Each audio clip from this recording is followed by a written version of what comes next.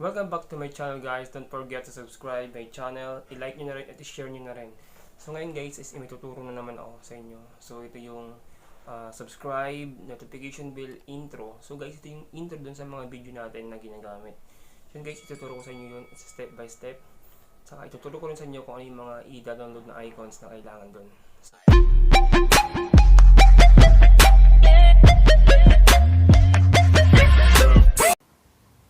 So guys, ang unang gagawin natin is, first step na gagawin natin is, pupunta tayo sa ating YouTube channel. Yung sa screen natin, yan yung screen ko sa YouTube. So ngayon guys, is yung first na gagawin natin is, i-screenshot natin yan. Kukuha tayo ng screenshot. Yung sa cellphone kasi guys, is 3 finger swipe down. Yung screenshot ko. So yan siya guys. Gagamitin natin mamaya yan, yung screenshot na yan. So guys, yung una natin gagawin, screenshot din sa ating channel screen. So yun guys, kasi yung sa akin kasi wala kasi nakalagay na subscriber kasi naka-hide siya. So yung gagawin ko ngayon guys is maglalagay ko ng text na subscribe. Lalagyan ko siya. So yung mga meron na guys, huwag nyo na lagyan kasi meron siyang subscribe na nakalagay. Tsaka yung notification bell na nakalagay dyan. So lalagyan ko siya ng subscribe na text. So, wait lang guys. Chill lang muna tayo. So, ayusin ko lang siya. So, yun guys yung mga mayroon ng nakapag-screenshot na pala. Na-screenshot na siya. Kasi yung iba dyan, mayroon na talagang subscribe dyan na nakalagay. So, hindi nyo kailangan maglagay ng text. Tapos, pagkatapos yun guys, nalagyan ko siya ng text ng subscribe mo yun. Sa emoji naman tayo. Kasi wala akong notification bell na nakalagay dyan eh. So, nalagyan ko siya ng notification bell na icon. So, yun guys. Hanapin nyo lang yung emoji na bell. Yung, yan. Yung ganyan. Notification bell. So, yung ilalagay ko sa right side naman siya. So, ayusin ko lang. Yan. So, yan guys. Save. Then ko na siya. So yan siya guys, sa maging itsura. Subscribe. Tapos notification bell sa kabila. So ganyan siya guys yung screen natin. Screenshot ko ulit. So yun yung final ko na screen na gagamitin ko mamaya. So exit tayo guys. So ngayon naman guys is magda-download naman tayo ng mga icon. So, ang ginagamit ko sa guys na application is yung image downloader. So, yan siya guys. Image downloader yung ginagamit ko. Kasi mas mabilis pag yung ginamit mo, type mo agad, lalabas agad yung mga icon na kailangan mo. So, yung first natin i-download na na emoji is yung click hand, yung kamay. Para siyang click. And so, dyan guys, pili nyo lang kayo kung anong gusto nyong style. So, pipili lang ako ng isang peraso lang. So, ito siguro pwede na sa akin to. Yung ganito. So, yan siya guys. Tapos, download nyo lang. So, nakalagay guys, download completed. So, okay na siya. So, next na download naman natin na icon. Yung ano pa bang sunod?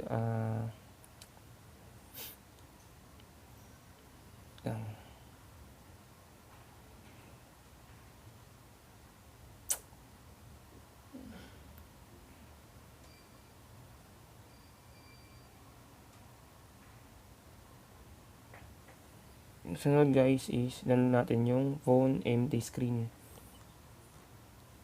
So ganyan siya guys, yung phone empty screen. So nakita nyo guys, di ba? Empty siya. Yung purpose niyan guys, nakita nyo kayo na yung yung screenshot natin kanina. So diyan natin ilalagay sa gitna. O di ba? Kaya magiging siya guys, phone style intro ng video natin. Ganun siya mangyari. So download na ako ng isa. So next, pangatlo is yung bill naman. Download tayo ng isang peraso o kaya dalawa para may pagpipilian tayo. So, pipili tayo ng dalawa na icon. Sa inyo na guys kung anong pipiliin yung icon, anong style, ha? So, pipili ako ng dalawa. Ito yung para sa natin guys, notification bell natin. Na dun sa intro natin mamaya. So, bili tayo ng isang peraso, kaya dalawa. Gusto kasi guys yung medyo may yung parang, kasi siya diba, notification. So, kailangan meron siyang sa gilid. Parang akala mo yung, pag nilagay mo ng effects, para talaga siya yung tumutunog talaga. Ganon. So, ito ganito guys, diba? Yung parang ganyan. Yan. So, yan yung download ko. So, okay na ata ako dun. So, ngayon guys, maghanap naman tayo ng icon na subscribe.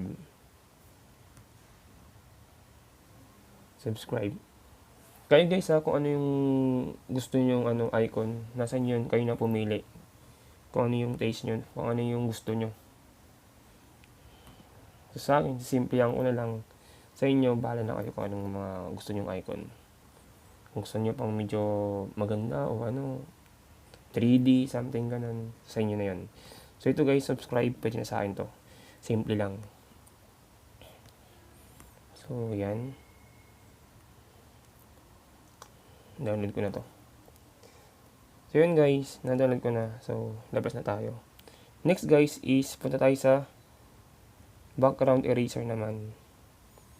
So, ngayon guys, yung mga download nating icon, tatanggalin natin yung mga background white nila. So, ang matitira lang talaga yung icon niya lang mismo. Yung icon niya lang. So, unahin natin tong subscribe. So, guys, i-crop natin, palitin natin. Yan. So, guys yung natitirang white, yun yung tatanggalin natin. Para at least yung matitira talaga, yung subscribe na lang na icon. So, malinis na siya. Yan. So, yan guys. Click auto erase. Itapat na natin dun sa may white. Ayan na siya. Oh. So, wala na siya. Malinis na. So, save natin. Ganun lang guys, kasimple. Tapos, load ulit tayo ng image. So, ito guys, ganun din. So, okay na siya guys, kahit hindi na siya i-crop. So, ang gagawin natin ito guys, siguro yung labas lang. Wag na yung sa loob na white. Yung labas lang na background. Yung labas na lang. So, auto erase ulit. So, wag na yung loob, labas. So, ganyan na siya guys para sa akin. Okay na sa akin to. Yan. So, maging ganyan siya guys, diba? Erase. Kumbaga yan na siya. Yung icon mo. So, save natin yan.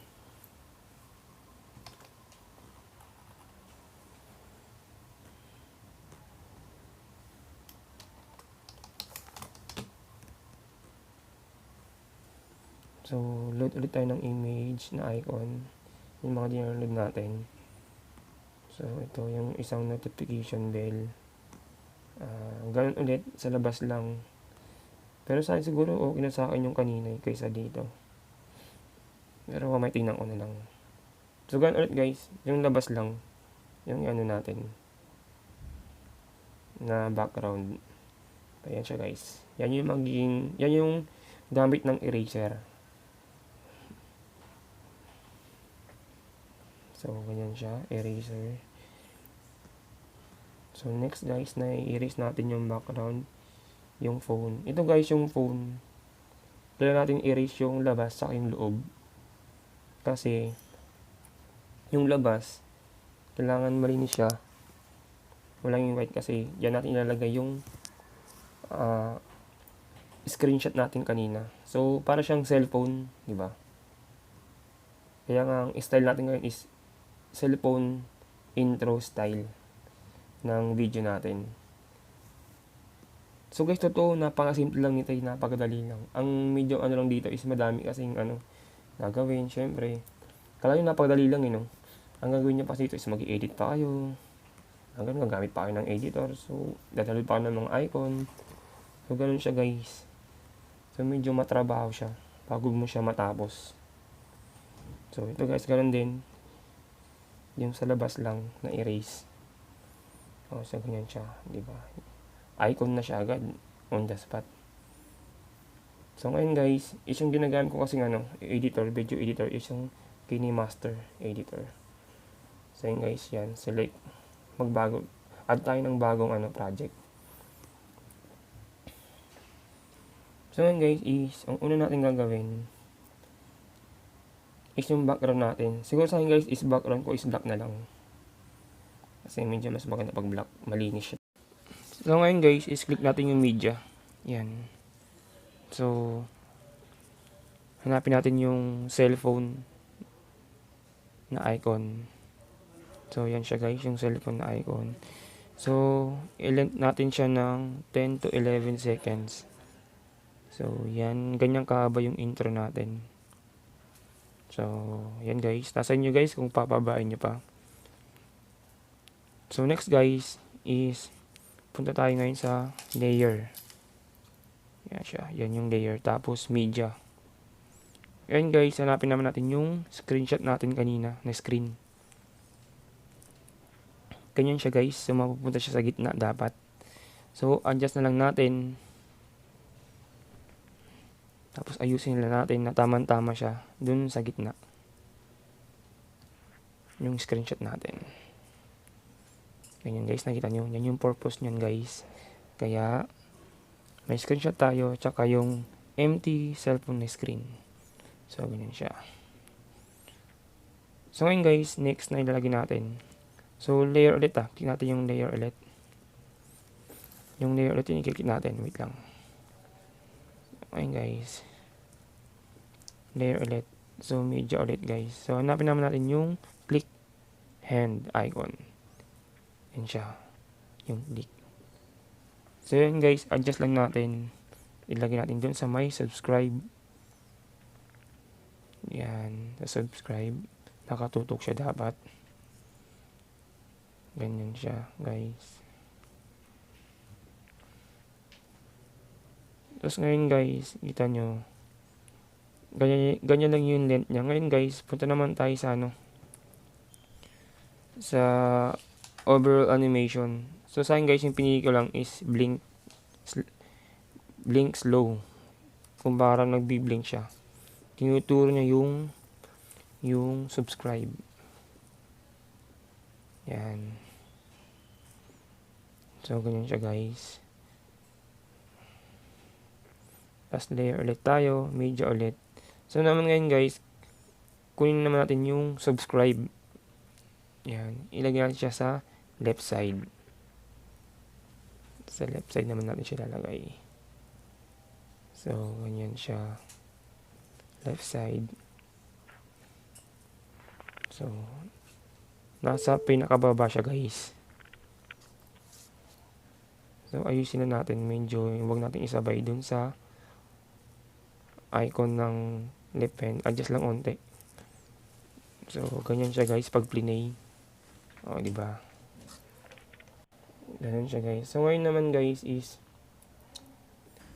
may dinaload na kasi kung sound effects. Yung sa mouse click. So, yung inalagdan natin ngayon. Yung mouse click na effects. So, punta tayo sa may audio. Click natin yan. Ayan guys, hanapin ko lang yung yung mouse click na effects. Dinaload ko yan eh. Click lang yun sa baba.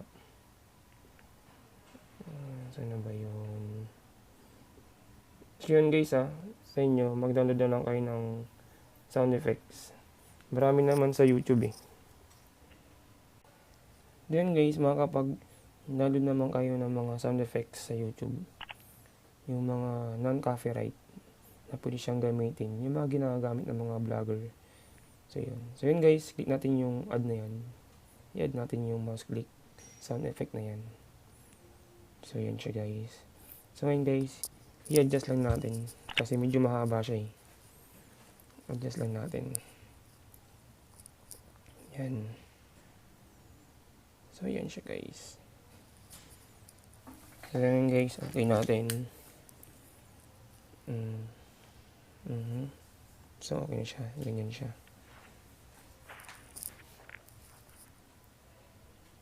Okay.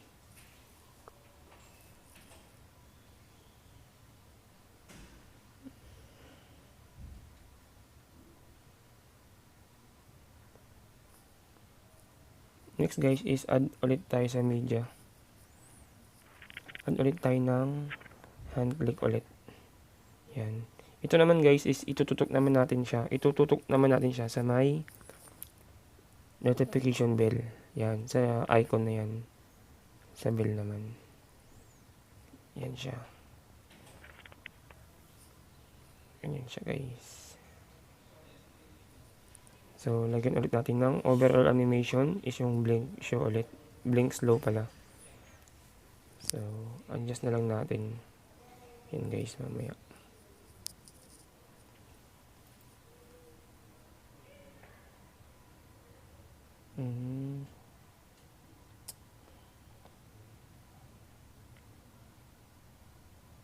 So, next guys, add ulit tayo yung notification bell naman na icon. So, ito guys, maganda to.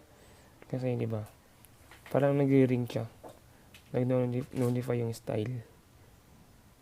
So, yan siya guys. Lagyan natin dito sa my right side. So, ngayon guys, maghanap tayo ng animation na babagay then sa notification. So, floating. So, ito guys, floating. Pipiliin ko, di ba? Para talaga siya nag-ring. Yan siya guys. No, di ba? Napakadali lang. Yung mga compilation guys. Paano mag-edit ng intro video. So ngayon guys, punta naman tayo sa audio ulit. So guys, may na-download na kasi akong boxing bell sounds kasi yung pinili ko. So ngayon guys, add natin siya. Medyo mahaba siya. So ngayon guys, ano natin siya, i-cut lang natin kasi mahaba yung notification bell na audio effects. Medyo adjust ko lang onte. Yan siya.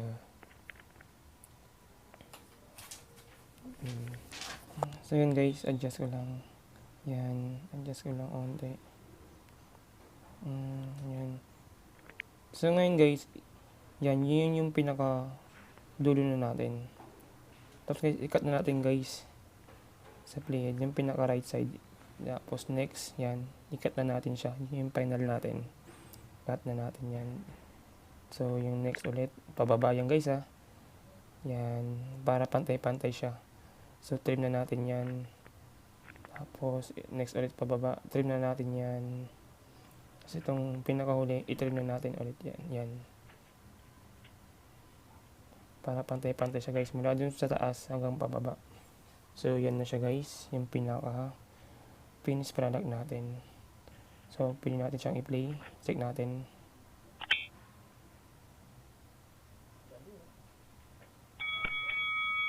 So, ganyan siya guys. Ayun guys, punta tayo sa may project natin. So play natin guys, try natin. So yan siya guys, yung pinaka final natin. So pagkatapos yun guys, isa-save na natin siya. So okay, labas tayo. So guys, click natin yan. And export natin. So hintayin lang natin guys matapos siya. Export natin siya. Yung sa MP4 na video na talaga siya. Clip, kumbaga, clip video na siya. So yan na siya guys. So ngayon guys, punta tayo dun sa mga videos natin. So guys, ito yung final natin.